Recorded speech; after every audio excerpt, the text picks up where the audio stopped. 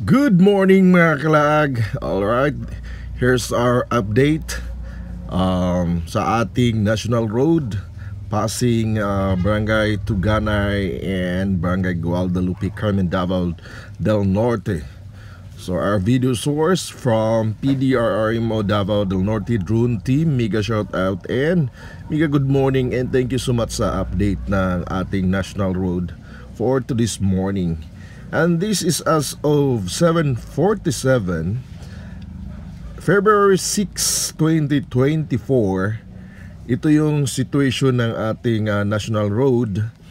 Passable naman siya sa lahat ng klaseng sasakyan makadaan. Kahapon po hindi natin nagamit yung kabilang side o kabilang linya ng national road. Ngayon po passable na po ito.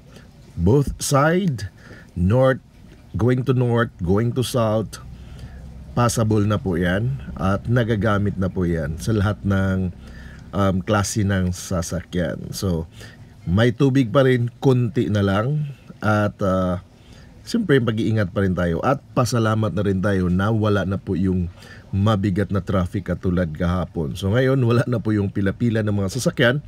Ang mayroon na lang ay kukonting ano na lang yan, flow. So hindi naman siya problema sa ano ngayon. At actually may tubig pa konti yan sa side na yan as you can see in the video right now. Maliit na lang na tubig na yan. Diyan na lang yan sa portion na yan. So sa lahat ng motorista natin, passable na po at hindi na po na kayo mag-worry sa daang ito, ang ingay ng manok.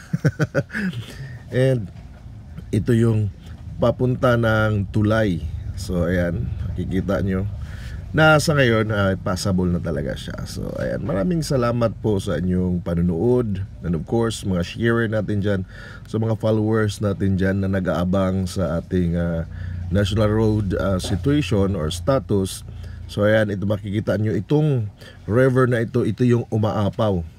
So sa areang mataas pa nito, may baha pa rin doon sa kanila pero konti na lang po. So as of this morning, ito yung ating update and maraming salamat po and follow for more. God bless you, ingat po ang lahat.